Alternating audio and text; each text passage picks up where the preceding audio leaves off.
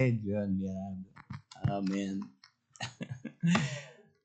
Il m'a fait part pendant les louanges que il dit de regarder à lui. Amen. Le rechercher, le chercher et le chercher encore. Et il enlèvera votre peur de votre esprit afin de lui obéir pleinement. Amen. Amen. Amen.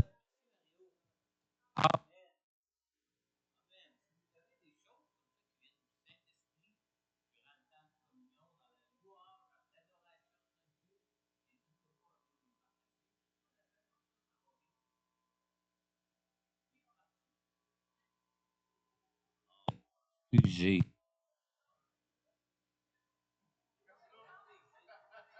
1, 2, 1, 2. Regarde.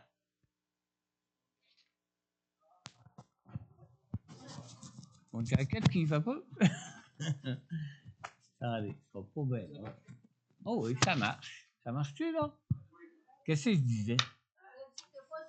De ne pas se gêner de venir au micro à la fin comme ça tout le monde peut l'entendre, pas juste ceux qui sont en présentiel, mais même ceux qui sont en ligne avec nous. Amen!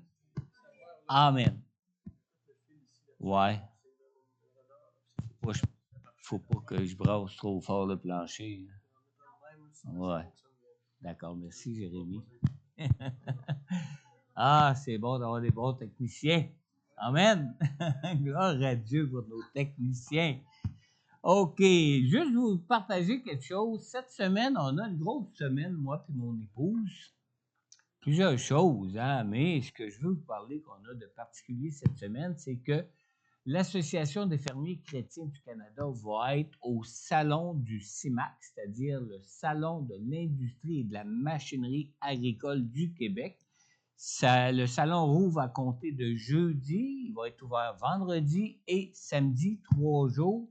Et l'Association des fermiers chrétiens du Canada, on a 3 blocs pour ces 3 jours où on va avoir un kiosque de 10 par 10, où ce qu'on va partager l'Évangile avec l'histoire des 5 couleurs.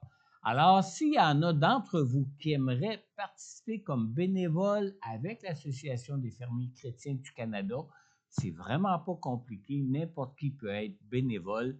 Vous avez simplement à me contacter, me vous donner les détails, mais vous avez simplement à aller en ligne, suivre une formation. La formation dure maximum 1 heure, je pense. Un peu moins qu'1 heure en ligne. Vous pouvez même, si vous n'avez pas 1 heure de fil pour faire la formation ou suivre la formation, vous pouvez même la couper puis revenir plus tard, il n'y a pas de problème. Alors, vous avez la formation d'1 heure à faire en ligne pour savoir comment partager l'Évangile avec l'histoire des 5 couleurs. Puis, vous avez juste à me téléphoner pour voir dans les blocs horaires, là où on a besoin des bénévoles, soit le jeudi avant-midi, jeudi après-midi, vendredi avant-midi, samedi après-midi, vendredi après-midi, ou encore le samedi avant-midi ou le samedi après-midi. Et puis, vous avez juste à vous rendre à l'heure qu'on vous dit d'arriver là-bas au salon. Vous allez être rencontrés avant que le salon rouvre comme tel. On va vous donner un petit briefing pour parler avec vous comment approcher les gens et tout ça. Et puis, on révise ensemble la présentation de l'histoire des 5 couleurs. Et puis, vous êtes prêts à partager l'Évangile. L'année passée, on a partagé l'Évangile au salon avec combien? Beaucoup. Je n'ai pas les chiffres en tête. On parle d'au moins 500? 500 personnes. Vous savez, aujourd'hui, l'Évangile, on n'entend plus parler nulle part. Hein? Nos écoles sont devenues séculières. Les gens viennent de moins en moins à l'église aussi. Les gens sont de moins en moins religieux. Ce n'est pas au centre d'achat qu'on va entendre parler de Jésus. Alors nous, là, l'Association des fermiers chrétiens du Canada, on réserve des espaces dans des salons. On est allé au Salon de la femme cet automne. On est allé à l'Expo agricole de Saint-Isidore au printemps dernier. On a fait, comment ça s'appelle, de Brompton, à East Brompton en Beauce. Là, on fait le CIMAC. Alors, on fait des salons comme ça où on partage l'Évangile en 2 minutes. 2 minutes tout juste, pas 2 minutes comme ça, là. On partage l'Évangile en 2 minutes, puis on remet un objet gratuit aux gens pour qu'ils se souviennent du message qu'on nous a donné de l'Évangile. Évidemment, c'est de la semence. Hein. On est comme des fermiers, on envoie de la semence en terre. Puis s'il y a des gens qui sont touchés vraiment au moment où on leur partage l'Évangile, ben, ils peuvent toujours laisser leur nom, leurs coordonnées pour avoir un suivi, puis on les réfère à une église locale près de chez eux, une église locale qui va être à Québec ou ailleurs. Des fois, on a des visiteurs dans les salons qui viennent de Montréal ou d'ailleurs. On les réfère à des églises locales de leur coin, de leur localité, pour qu'ils puissent être rencontrés puis être suivis dans leur foi ou dans cette semence-là, pour que cette semence-là de l'Évangile puisse grandir en eux. Alors, gênez-vous pas pour vous impliquer avec nous.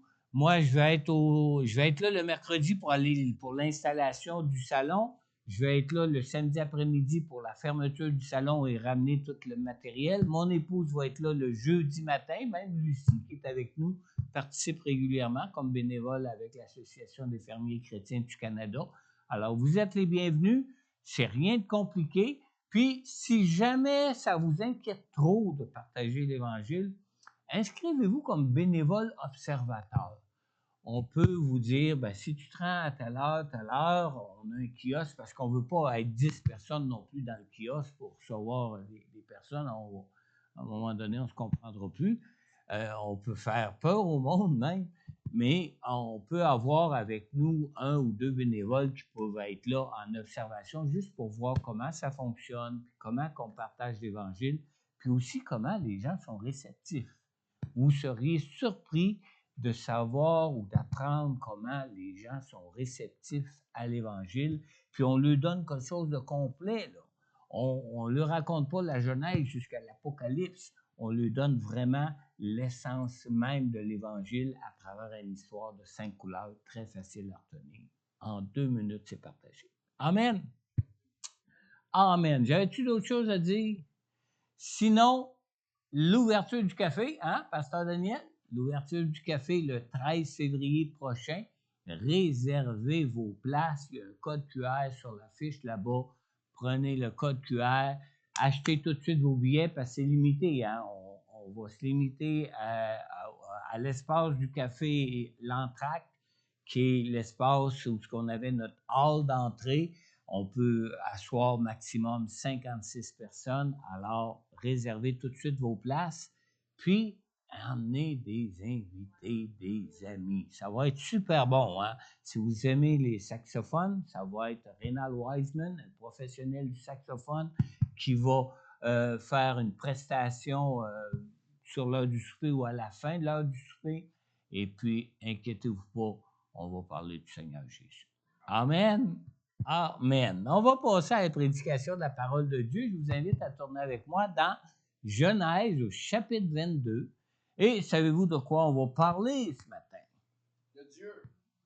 On va parler de Dieu, mais on va parler de la foi en Dieu, de ce Dieu qui est, comme on l'a si bien chanté, inébranlable. Amen. Et il nous appelle à avoir une foi aussi inébranlable. Genèse, chapitre 22. Il faudrait bien que j'ouvre ma Bible moi aussi, hein? T'as tombé direct dessus. On lit à partir du verset 1. Après cela, Dieu mit Abraham à l'épreuve. Il lui dit, Abraham. Celui-ci répondit, me voici. Et Dieu dit, prends ton fils unique, celui que tu aimes, Isaac. Va-t'en au pays de Morija, et là, offre-le en holocauste sur l'une des montagnes que je t'indiquerai. Abraham se leva de bon matin, sella son âne, et prit avec lui 2 serviteurs et son fils Isaac. Il fendit du bois pour l'holocauste et partit pour aller à l'endroit que Dieu lui avait indiqué. Le 3e jour, Abraham leva les yeux et vit l'endroit de loin. Il dit à ses serviteurs, « Restez ici avec l'âne. Le jeune homme et moi, nous irons jusque là-bas pour adorer, puis nous reviendrons avec vous. » Abraham prit le bois pour l'Holocauste, le chargea sur son fils Isaac et porta lui-même le feu et le couteau. Ils marchèrent tous les deux ensemble. Alors Isaac s'adressa à son père Abraham en disant, « Mon père. » Il répondit, « Me voici, mon fils. » Isaac reprit, « Voici le feu et le bois, mais où se trouve l'agneau pour l'Holocauste? » Abraham répondit, « Mon fils, Dieu pourvoira lui-même à l'agneau pour l'Holocauste. » Et ils continuèrent à marcher tous les deux ensemble. Belle histoire, hein? Mais toute une épreuve. Prions ensemble. Seigneur notre Dieu, merci pour ta parole ce matin. Et Seigneur, merci surtout pour ton Saint-Esprit que tu nous as donné, Seigneur, qui peut rendre cette parole vivante à nos cœurs, à notre esprit, Seigneur, afin que nous puissions, Seigneur Dieu, nous-mêmes, Seigneur, dans toutes les épreuves de foi que nous pouvons avoir dans nos vies, que nous puissions nous-mêmes grandir dans notre foi et être affermis dans notre foi en toi, Seigneur, pour devenir avec une foi inébranlable, Seigneur, afin qu'on puisse, Seigneur Dieu, par la foi en toi, vraiment t'adorer, te louer et vraiment te glorifier par nos vies ici-bas, en marchant par la foi avec toi, Seigneur. On te le demande, Père, dans le nom puissant de Jésus. Amen. Amen. Comme vous le voyez là, j'ai intitulé mon message « L'épreuve de la foi ». En passant, si j'étais en retard, c'est pas parce que je voulais être en retard, c'est parce que mon horloge était en retard au bureau. Ben oui, celle-là aussi est en... Non, elle est correcte, là. Ouais. Mais à un moment donné, j'entends les louanges commencer, puis j'ai dit, « Ah! Il est-tu déjà 9h30? » Ça marquait 9h sur l'horloge de mon bureau. Normalement, à 9h, je tape mon PowerPoint. Alors, j'ai commencé à taper ça. J'ai tapé un peu vite. Il va peut-être avoir des petites erreurs dessus, mais vous allez comprendre pareil. Vous allez voir. Amen. Alors, j'ai intitulé ce message « L'épreuve de la foi ». Vous savez, qui pourrait savoir si les souffrances que nous traversons dans nos vies sont une épreuve de notre foi en Dieu? Hein? Pas toujours simple à discerner, ça. Pas toujours simple à voir, à dire, « Oh, c'est-tu Dieu qui permet ça dans ma vie ou bien là, c'est le diable qui est à mes trousses, là, tu sais? » Alors, des fois, on ne sait pas trop. Mais on lit dans Genèse 22 au verset 1, on a lu que après cela, Dieu mit Abraham à l'épreuve. Alors, ça se peut que Dieu permette qu'on soit à l'épreuve dans nos vies. Il lui dit, « Abraham! » Et celui-ci répondit, « Me voici! » Wow! Hein? Il était prompt, il était apte, il était disposé vraiment. Alors, vous savez, nous ne discernons pas toujours si les maux qui nous frappent sont des épreuves de notre foi. Il y a un pasteur d'autrefois qui s'appelait Thomas Watson, je pense que c'est un Britannique. Il a écrit « Il faut faire confiance à Dieu même quand sa providence semble aller à l'encontre de ses promesses. » C'est un peu ce que Abraham a vécu, hein? Que Dieu lui demande de sacrifier son fils qu'il aimait, son fils qui était une réponse à sa foi, vraiment, même aux promesses de Dieu pour lui. Ça semblait vraiment aller à l'encontre de ce que Dieu voulait le bénir dans sa vie. Le sacrifice de son fils unique, Isaac, que Dieu demande à Abraham, révèle une vérité souvent cachée en ce qui concerne notre marche par la foi avec Dieu. Écoutez bien ça. Quand on regarde notre texte, ce passage se divise en 3 épisodes. Et dans chacune de ces 3 épisodes-là, dans chacune de ces 3 scènes de l'histoire, Abraham est interpellé. On interpelle Abraham directement. Dans Genèse 22:1, on a lu que Dieu lui dit Abraham. Alors ici, c'est Dieu qui interpelle Abraham. Puis dans Genèse 22 au verset 7, on voit qu'ici, c'est Isaac, le fils d'Abraham, qui interpelle Abraham, son père. On lit au verset 7, « Alors Isaac s'adressa à son père Abraham en disant, « Mon père! » Et finalement, dans le verset 11, toujours dans Genèse 22, dans le troisième épisode de cette histoire, à nouveau, Dieu interpelle Abraham. On lit, « Alors l'ange de l'Éternel l'appela depuis le ciel et dit, « Abraham, Abraham! » Mais remarquez bien ici une chose. Dans les trois cas, dans ces trois épisodes-là, à chaque fois qu'Abraham est interpellé, Abraham répond, « Me voici! » Il était tout de suite là, tout de suite disposé, tout de suite prêt à répondre à l'appel qui lui était adressé. Dans les trois cas, à chaque fois qu'il est interpellé, il répond « Me voici ». Premièrement, la première fois, Dieu interpelle Abraham pour lui demander de sacrifier son unique fils. Et ce qui est surprenant, c'est que sans se questionner de ce que Dieu pouvait lui demander, Abraham, en toute confiance à Dieu, lui répond « Me voici. » Hey, viens donc ici. Oui, me voici. C'est assez spécial. Hein? La deuxième fois, Isaac, son fils, interpelle son père Abraham en ce qui concerne le sacrifice. Et Abraham, sans même craindre ce que Isaac était pour lui demander, Abraham lui répond « Oui, mon fils. Oui, tu as une question. » Sans s'en inquiéter même. Et finalement, troisième fois, Dieu interpelle Abraham à nouveau pour lui dire de ne pas porter la main sur l'enfant.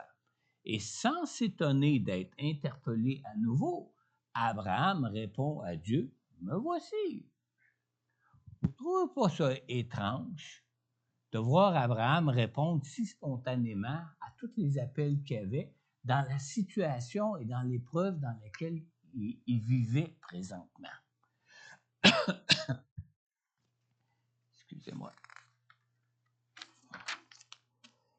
Premièrement, si Dieu vous interpellait par votre nom comme Dieu a interpellé Abraham, seriez-vous pas un petit peu inquiète de ce que Dieu pourrait vous demander?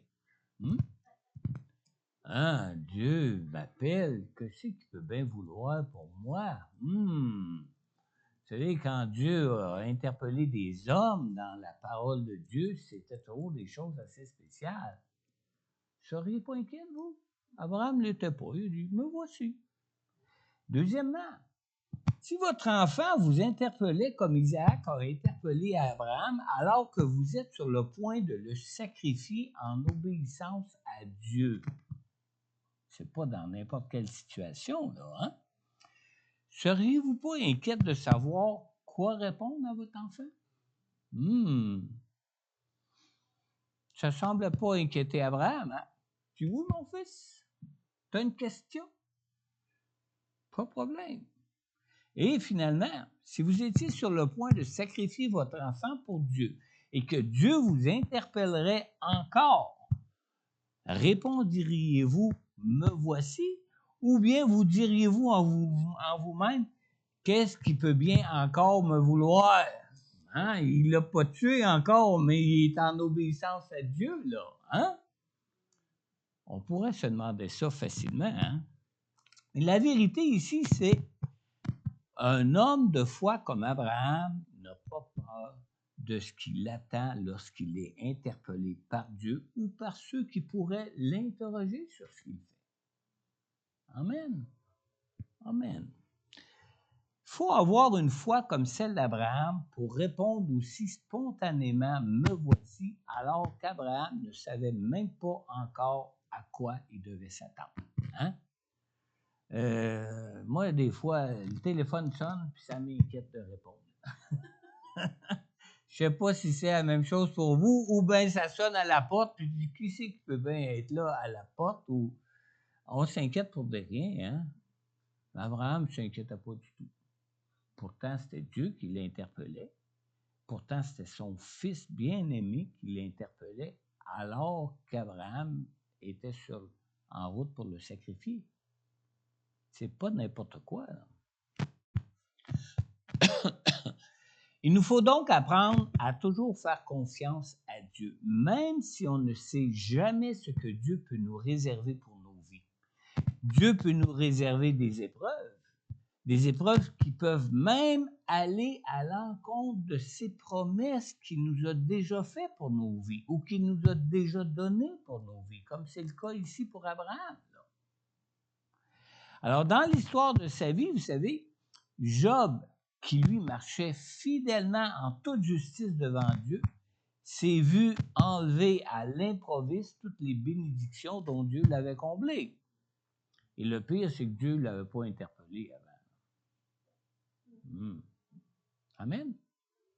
Alors, son épreuve, l'épreuve de Job, contredisait tellement tout ce qu'il croyait de Dieu que Job n'avait...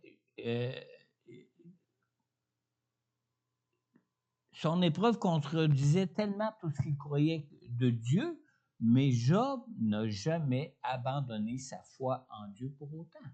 Jamais. Dans Job 13,15, on lit même, écoutez bien, là. Job affirme ici, au milieu de ses épreuves, en parlant de Dieu, il dit que même si Dieu me tuait, je continuerais à espérer en lui.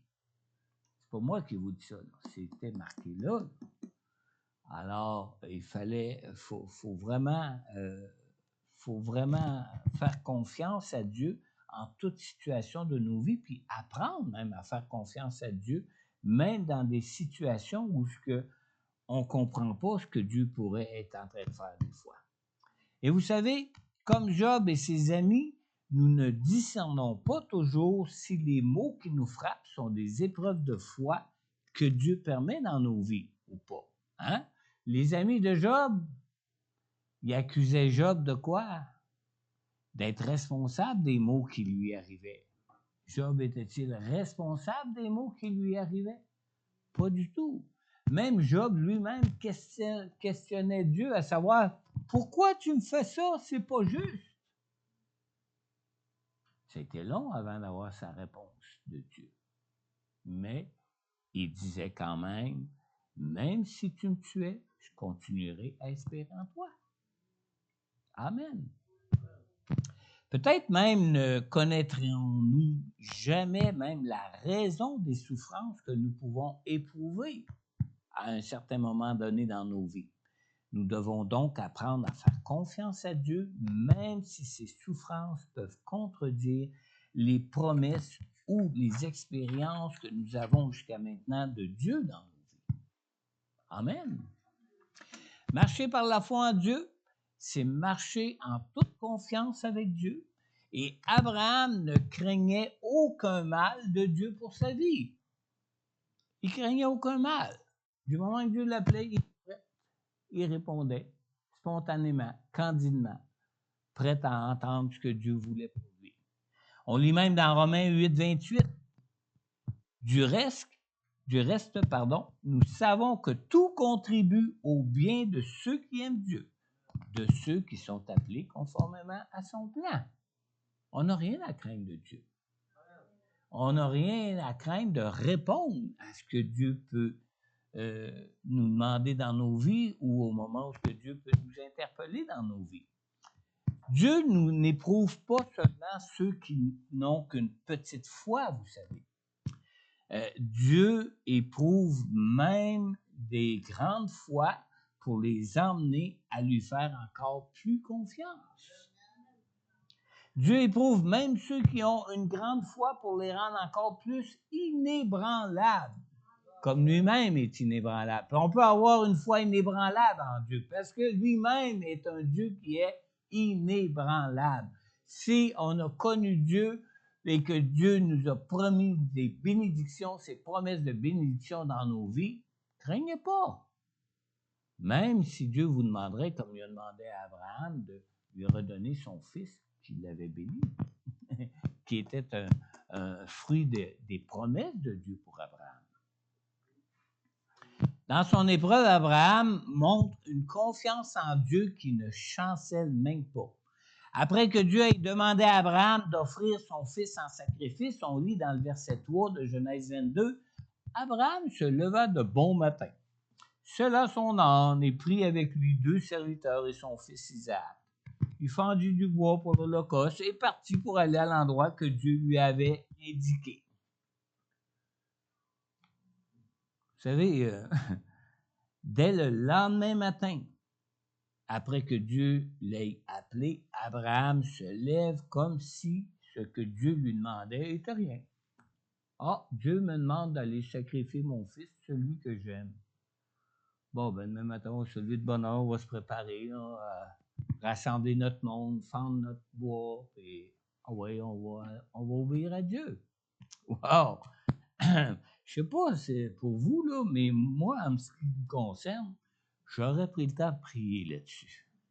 Je pense pas que j'aurais été aussi prête à me lever de bonne heure pour me préparer pour obéir à Dieu. Je me serais plutôt levé de bonne heure pour prendre du temps de prière là-dessus. Tout ce qu'on peut prétendre venir de Dieu pour nous, vous savez, doit être examiné toujours à la lumière de Dieu. Avoir foi en Dieu ne signifie pas seulement d'agir sur une simple impulsion qu'on prétend venir de Dieu.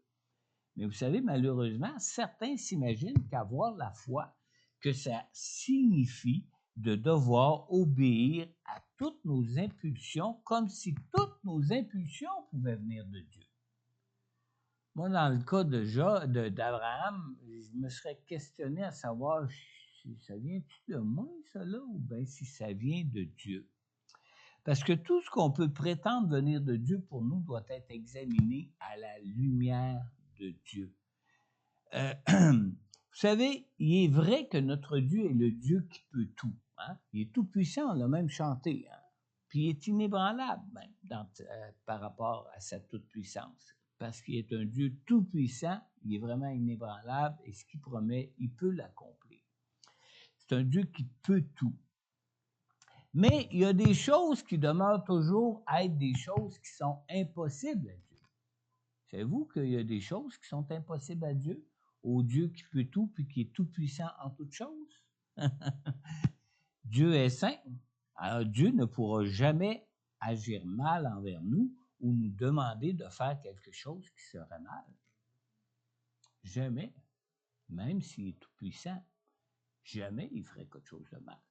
Même s'il y aurait la toute puissance pour accomplir du mal, jamais il fera du mal. Même s'il est tout-puissant, jamais sa puissance même ne pourra servir au mal, au mensonge ou à n'importe quelle chose qui serait impure. Jamais. Il est un Dieu saint. Donc, au-delà de sa toute-puissance, il n'utilise pas sa toute-puissance pour n'importe quoi. Dieu est saint. Et tout ce que nous pouvons prétendre venir de Dieu pour nos vies, par contre, doivent être quand même confirmé dans sa parole, qui est la lumière qui éclaire le sentier de nos vies. Amen. C'est pas ça qu'on lit dans le psaume 119? Qu'il est une lumière sur notre sentier quand on veut être dirigé selon le plan de Dieu, selon ce que Dieu veut, selon sa volonté pour nos vies. C'est dans sa parole qu'on va confirmer sa volonté, son désir, ses appels pour nous. Alors, il est clair que cet appel de Dieu à Abraham ne pouvait pas venir de ses propres impulsions à lui, à Abraham. Qui pourrait avoir l'impulsion de sacrifier même à Dieu une bénédiction qui était promise par Dieu, puis qui lui avait été donnée par Dieu? Hein? Moi, si Dieu me demanderait quelque chose concernant une bénédiction que lui m'a donnée, puis j'aurais l'idée de m'en défaire, je pense que je me poserais des questions. Ça vient-tu de moi, ça, ou ça vient de Dieu? On a besoin vraiment que Dieu nous confirme ses plans. Lorsqu'on scrute les Écritures, il faut qu'on fasse attention de ne pas les comprendre nécessairement littéralement. Il faut faire bien attention à ça. Écoutez-moi bien ici. Ça ne veut pas dire que les Écritures ne peuvent pas être prises littéralement. Il y a des endroits dans la Bible où les Écritures peuvent et doivent être prises littéralement. Mais il y a des endroits où on ne peut pas les prendre littéralement. Quand la parole de Dieu nous dit dans les psaumes que Dieu nous couvre de ses ailes, ça ne veut pas dire que Dieu est un poulet. D'accord? Il y a beaucoup d'images, il y a beaucoup d'illustrations dans la Bible en ce qui concerne la façon que Dieu agit, en ce qui concerne la façon où ce que Dieu est en tant que tel. Amen. Alors, lorsqu'on scrute les Écritures, il faut faire attention de ne pas les comprendre toujours littéralement. Nous croyons que toutes les Écritures sont inspirées de Dieu, puis nous faisons bien de le croire. C'est indiqué dans les Écritures que toutes les Écritures sont inspirées de Dieu. Mais les traductions peuvent quelquefois manquer de rigueur. C'est des choses qui arrivent. Dieu ne nous a pas seulement donné des prophètes, vous savez. Dieu nous a aussi donné des enseignants pour mieux comprendre et bien interpréter son appel et sa volonté particulière qu'il peut avoir pour nos vies. Concernant les écrits qu'on a dans la Bible, on lit par exemple dans 2 Pierre au chapitre 3 au verset 16, la parole de Dieu nous dit ici que il s'y trouve certes des points difficiles à comprendre et les personnes ignorantes et mal affermies en tordent le sens, comme elles le font des autres Écritures pour leur propre ruine. Alors, il y a des gens qui, même des traducteurs, des fois qui ont... Vous savez, on a des Bibles qui sont traduites aujourd'hui par des gens du monde, hein, qui ne connaissent pas Dieu, qui n'ont jamais nés de nouveau, qui n'ont jamais reçu l'Esprit de Dieu pour devenir une nouvelle créature en Jésus et voir le royaume de Dieu, qui prennent des Écritures et les interprètent, qui prennent les Écritures et en font même des traductions. Moi, on m'a mis au courant l'année dernière, l'année d'avant, qu'on vendait dans les bibliothèques communes de la province, je ne me souviens pas du nom de la bibliothèque, là, il y en a une grande à Aubry. Renaud-Bré, mais les deux mots ensemble, hein? Renaud-Bré, on vend une Bible, là, qui s'appelle la Bible du monde, ou quelque chose du genre. Ah ouais. Vous pouvez l'acheter, vous pouvez comparer les traductions. On traduit comme littéralement ce qui est écrit dans la Bible, mais quelquefois, ça prend de connaître le contexte et ça prend de connaître Dieu. Alors, il y en a qui tordent les Écritures. Il faut faire bien attention à ça. Même nous-mêmes, en tant que lecteurs, si des choses feraient plus notre affaire d'entendre ça de la bouche de Dieu plutôt qu'une autre chose que la parole nous dit, on peut avoir nous-mêmes cette tendance-là à les tordre un petit peu pour que ça fasse notre affaire, ce qu'on voudrait que Dieu nous demande ou que Dieu nous promette. Vrai? On n'est pas mieux que les autres. On est tous des pécheurs, vous savez. Amen. Alors, concernant les écrits de la Bible, quand on lit que Dieu mit Abraham à l'épreuve, vous savez, dans certaines traductions, l'expression « mettre à l'épreuve » est traduite par le mot « tenter ». Mais la meilleure traduction est vraiment le mot « mis à l'épreuve » ici. Dans certains contextes, le mot « tenter » peut être même synonyme de l'expression « mise à l'épreuve ». Ça peut être synonyme dans certains contextes. Mais dans le contexte ici où ce qu'on se trouve, la parole de Dieu parle d'une épreuve qui vient de Dieu et non pas d'une tentation. Surtout qu'on lit dans Jacques, au chapitre 1, au verset 13, la parole de Dieu nous dit sans équivoque que personne, lorsqu'il est tenté, ne dit « c'est Dieu qui me tente ». Car Dieu ne peut pas être tenté par le mal et il ne tente lui-même personne. Amen. Alors, vous comprenez comment, des fois, la traduction peut manquer d'être juste par rapport au contexte. Surtout quand c'est traduit par quelqu'un qui peut-être ne connaît pas Dieu ou n'a pas d'expérience de Dieu par rapport au passage où ce que lui-même traduit. D'accord? Vous savez, Satan peut nous tenter, hein? Mais les intentions de Satan sont de nous faire du mal. Mais Dieu qui nous sauve ne peut pas être tenté par le mal et encore moins même nous tenter au mal. Il vient pour nous sauver. Amen. Alors, lorsque nous examinons si ce que Dieu nous demande est bien conforme à la vérité de sa parole, nous devons le faire en demandant l'aide du Saint-Esprit. Le Saint-Esprit ne nous a pas été donné pour le fun. Hein?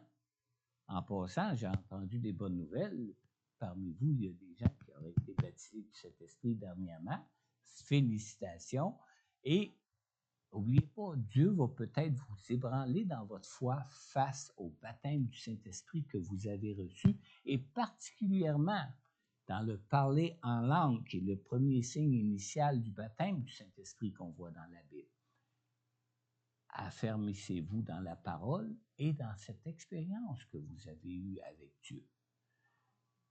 Demandez à Dieu vraiment de vous raffermir là-dessus. Puis il va vous montrer d'autres choses dans la parole, puis il va vous conduire encore plus loin et plus profondément dans cette expérience-là. Amen. Ça, c'était juste en passant. C'était même pas dans mes notes. Quand je vous parlais de l'aide du Saint-Esprit, de demander l'aide du Saint-Esprit, c'est que Jésus nous dit dans Jean au chapitre 16 et au verset 13, Jésus nous dit « Quand le défenseur sera venu, l'Esprit de la vérité », c'est pas n'importe quel défenseur, là, il précise ici que c'est l'Esprit de la vérité. Il vous conduira dans toute la vérité, car il ne parlera pas de lui-même, mais il dira tout ce qu'il aura entendu et vous annoncera les choses à venir. C'est-tu pas merveilleux, ça? On peut se fier à nos Bibles, on peut comparer des traductions, mais on a l'Esprit de Dieu qui peut vraiment nous confirmer ce que Dieu nous dit, nous confirmer ce que Dieu nous demande, nous confirmer par sa parole qui est la vérité et par le Saint-Esprit de vérité qu'il nous a donné comment être conduit et quel chemin prendre pour nos vies. Amen. Alors, vous savez, c'était une demande effrayante qu'Abraham a reçue de Dieu. Hein? Elle pouvait même paraître connaître... Non, excusez, elle pouvait même paraître contraire aux promesses de Dieu pour sa vie.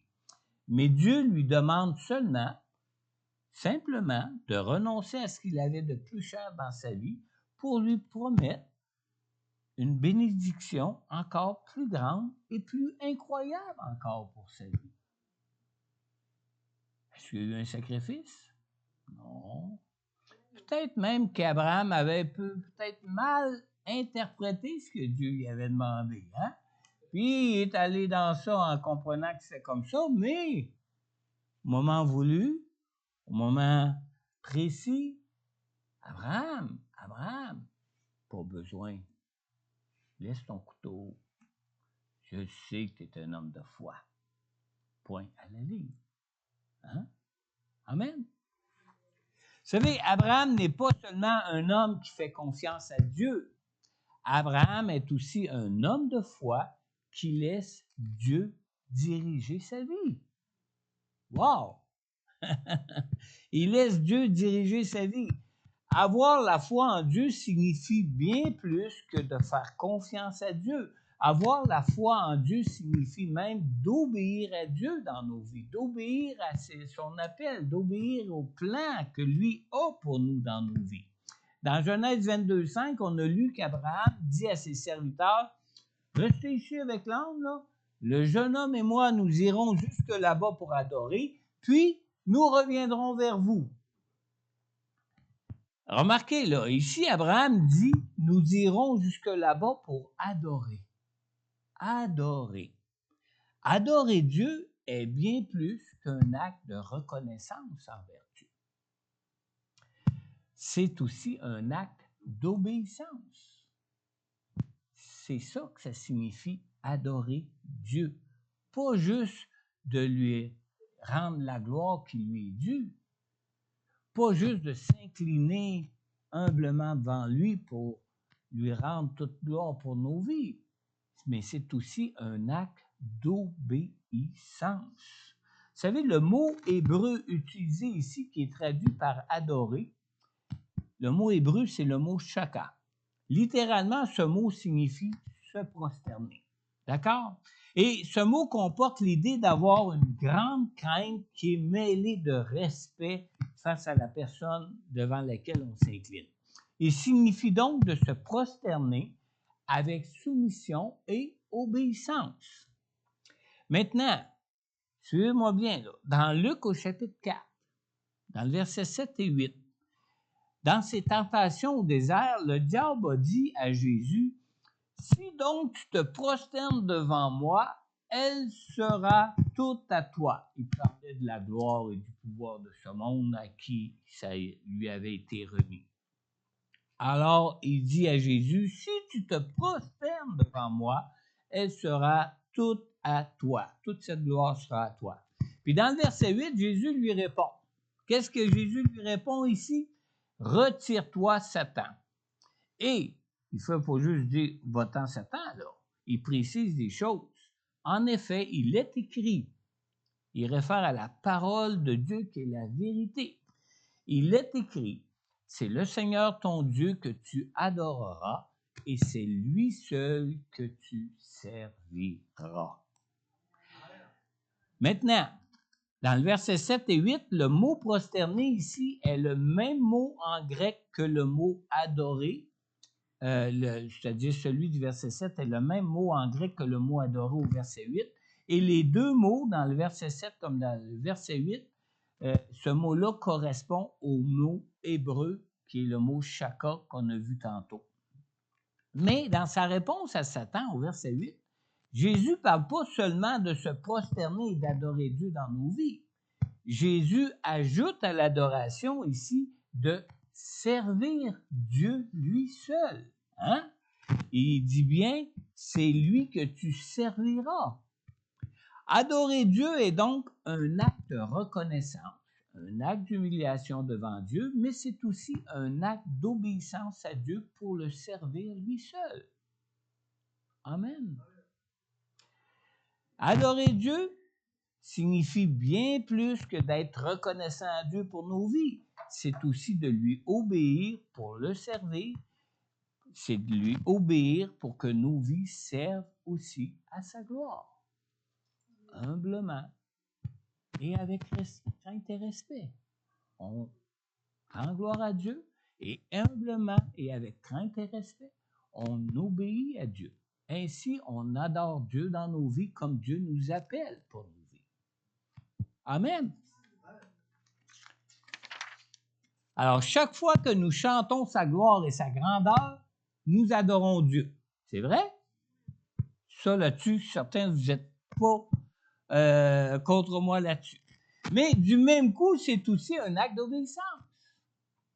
Et chaque fois que nous soumettons nos vies à sa volonté, à son plan de vie, à son plan de bénédiction pour nous, nous adorons Dieu parce que nous sommes en soumission et en obéissance à Dieu. Alors, c'est un acte d'obéissance à Dieu.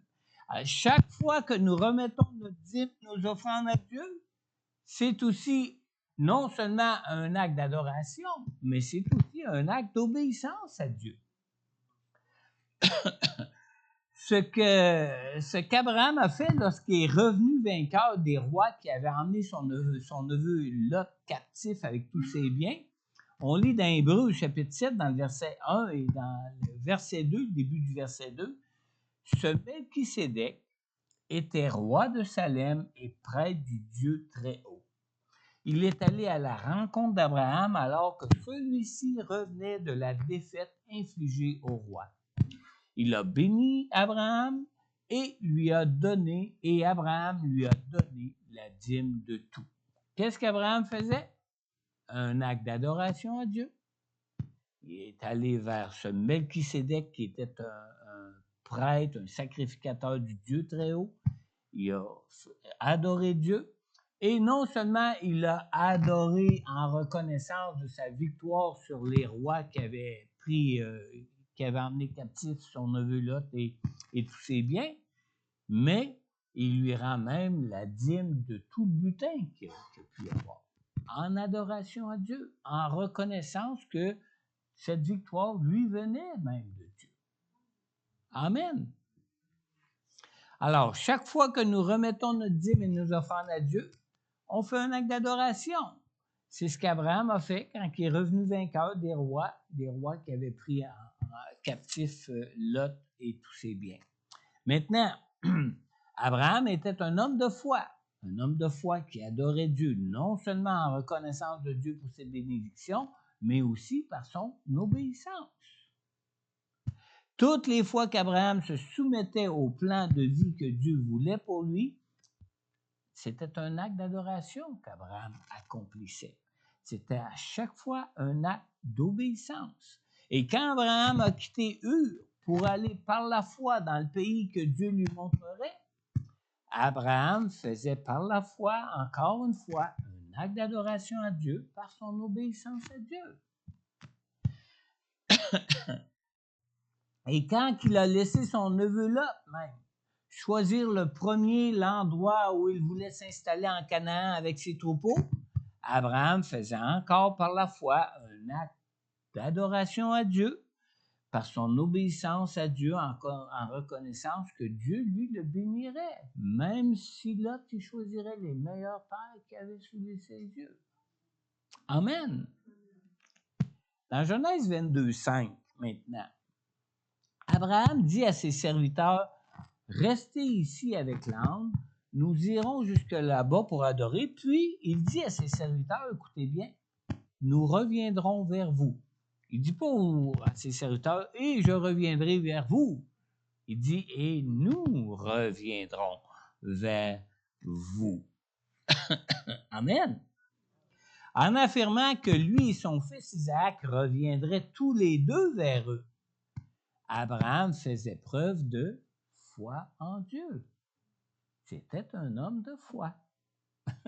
Abraham croyait que Dieu accomplirait ses promesses envers lui.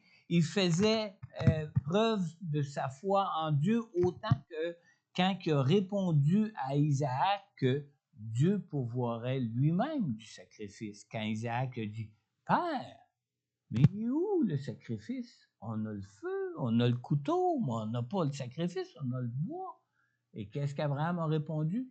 « Inquiète-toi pas. Dieu va pourvoir lui-même au sacrifice. » Amen. Cette foi qu'Abraham avait pour obéir à Dieu était cette même foi qu'il avait pour adorer Dieu. On ne peut pas dire qu'on est un enfant de Dieu qui marche dans les voies de Dieu pour nos vies si on n'est pas des adorateurs de Dieu. Pour être adorateur de Dieu, il faut croire en Dieu pour lui obéir, mais pour être adorateur de Dieu, il faut reconnaître que c'est Dieu qui conduit nos vies et qui nous bénit dans nos vies. Sinon, on ne peut pas être un adorateur de Dieu. Amen. Alors, par sa foi, Abraham obéissait à Dieu. Par sa foi, Abraham rendait gloire à Dieu. Et par sa foi, Abraham adorait et servait Dieu par sa vie, en toutes choses. Amen. Alors, puisque nous parlons de croire en Dieu pour l'adorer et pour le glorifier par nos vies, as-tu déjà placé ta foi en Jésus pour être réconcilié avec Dieu et pour le recevoir maintenant dans ta vie? Dans Jean 3,16, la parole de Dieu nous dit, « En effet, Dieu a tant aimé le monde qu'il a donné son Fils unique afin que quiconque croit en lui ne périsse pas, mais ait la vie éternelle. » Vous savez, quand Dieu demande à Abraham d'offrir son fils unique Isaac en sacrifice à Dieu, Abraham et Isaac sont ici des types du Père Céleste qui nous offre son fils unique en sacrifice pour que nous soyons tous bénis dans nos vies. Amen. Alors, si ce matin tu désires être réconcilié avec Dieu pour connaître la vie qu'il veut pour toi maintenant, pour devenir enfant de Dieu, je t'invite à lui adresser cette prière maintenant, juste à la répéter sincèrement dans ton cœur. Père Céleste, je viens devant toi ce matin en reconnaissant mon besoin de Jésus pour mon pardon, car je reconnais que je suis un pécheur. Et Père, humblement, je te demande maintenant de me pardonner pour tous mes péchés.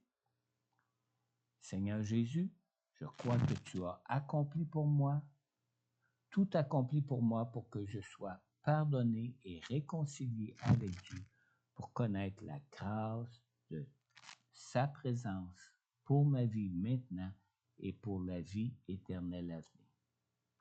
Je te prie donc, Père, maintenant de venir dans mon cœur. Répands ton amour dans mon cœur et fais-moi la grâce de ta présence par ton Saint-Esprit pour ma vie. Amen.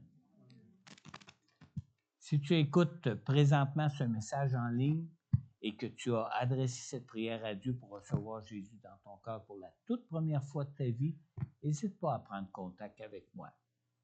En retour, je pourrai aussi prier pour toi, pour que tu connaisses le plan de bénédiction que Dieu veut pour toi. Aussi, peut-être que tu es de ceux qui est là en ligne ou ici présents, qui ont déjà fait cette prière auparavant dans leur vie. Mais ce matin, tu réalises que l'appel de Dieu pour toi est de vivre ta vie au service de la gloire de Dieu. Je t'invite simplement, adresse-toi à Jésus maintenant, confesse-lui ton amour pour Dieu, confesse-lui combien tu veux l'adorer et le servir de tout ton cœur pour pouvoir le glorifier dans ta vie. Amen. Confie-lui entièrement ton cœur et tu peux lui faire confiance. N'aie pas peur comme Abraham n'avait pas peur de faire à Dieu parce qu'il savait que le Dieu à qui il faisait confiance était le seul Dieu, le Dieu tout-puissant. Amen. Amen. Pasteur Daniel, si tu veux nous conduire dans un dernier chant de louange et d'adoration avec Jérémie. S'il y en a ici qui aimeraient s'avancer pour des prières ce matin, quel que soit votre besoin, avancez-vous. On va prendre du temps pour prier pour vous, parce que la volonté de Dieu, c'est qu'il vient pour nous sauver et il veut pleinement nous bénir. Amen.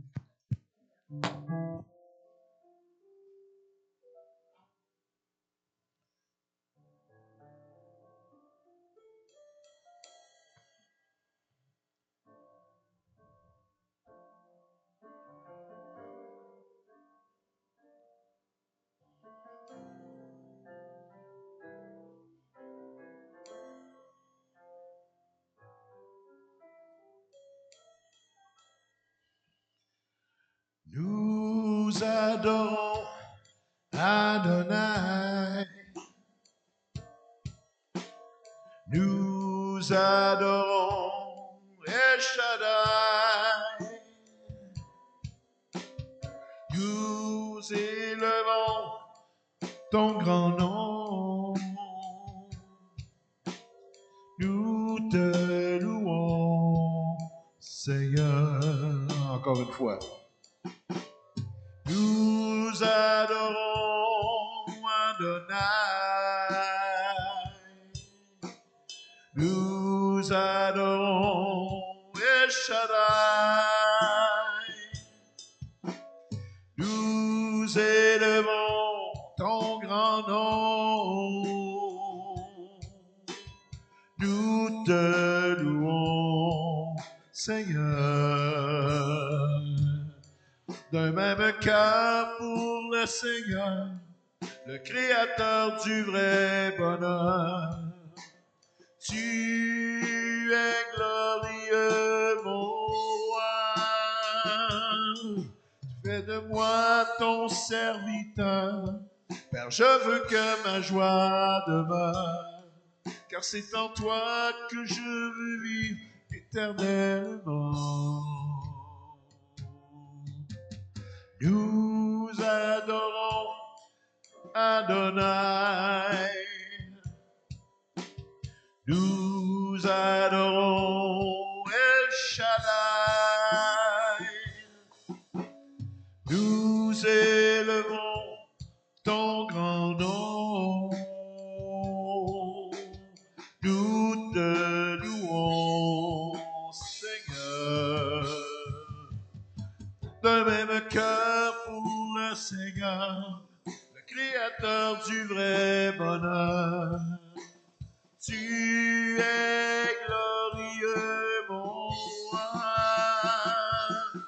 Tu fais de moi ton serviteur.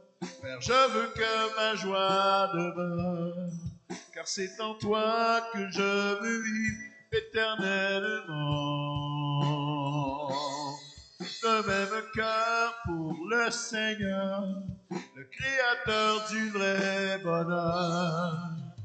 Tu es glorieux, mon roi.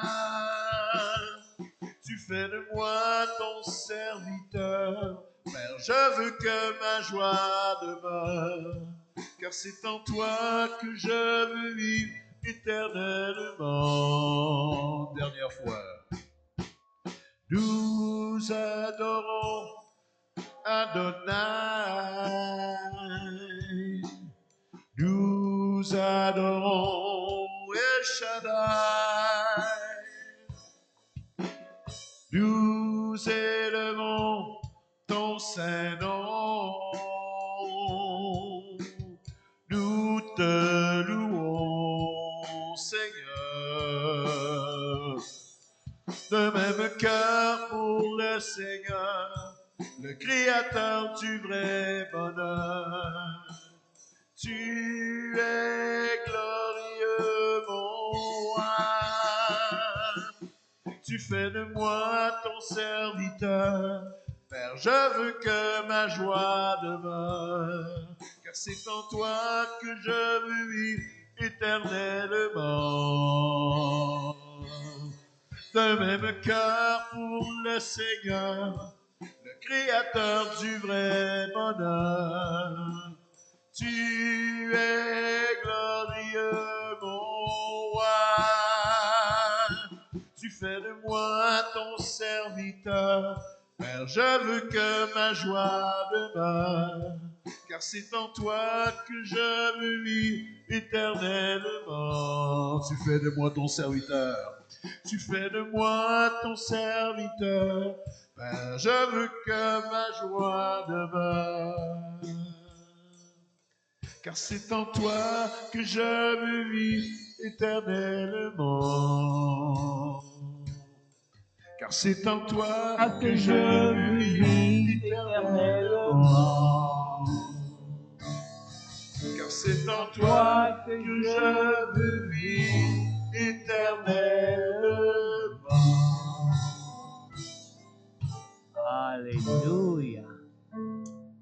Merci, Pasteur Daniel. Merci, Jérémie. Seigneur, notre Dieu, merci, Seigneur, d'être le Dieu qui vient pour nous sauver, Seigneur. Merci d'être le Dieu qui est le Dieu tout-puissant, le Dieu qui a tout créé en ce qui concerne ce monde, en ce qui nous concerne, en ce qui concerne nos vies, Seigneur. Seigneur, on veut, Seigneur Dieu, te connaître et vivre avec toi éternellement, Seigneur. Merci, Seigneur Dieu, de nous donner, d'apprendre à te connaître dans ce monde, Seigneur. Merci de nous donner, Seigneur, d'apprendre, Seigneur Dieu, à découvrir le Dieu puissant que tu es, à le découvrir maintenant dans nos vies, dans ce monde, Seigneur, afin que nous puissions être pour toute éternité reconnaissants envers toi pour le salut que tu nous donnes, pour la vie que tu nous procures, pour nous bénir et être le sujet et vraiment le moyen de bénédiction pour toutes nos vies, maintenant comme pour la vie à venir, Seigneur. Seigneur, rappelle-nous toutes ces promesses que tu as déjà déposées dans nos cœurs, Seigneur, pour nos vies maintenant, Seigneur. Et Seigneur, donne-nous dans ta grâce, Seigneur, de te faire confiance pleinement, librement, Seigneur, afin, Seigneur Dieu, de nous rendre pleinement disponibles pour te voir agir dans nos vies, à travers nous, et pouvoir ainsi réaliser pleinement tes promesses et en recevoir toute l'adoration, Seigneur. On te le demande, Père, dans le nom puissant de Jésus. Amen. Amen. Dieu vous bénisse. Bon dimanche. Soyez comblés en Jésus. Il est venu pour ça. Amen.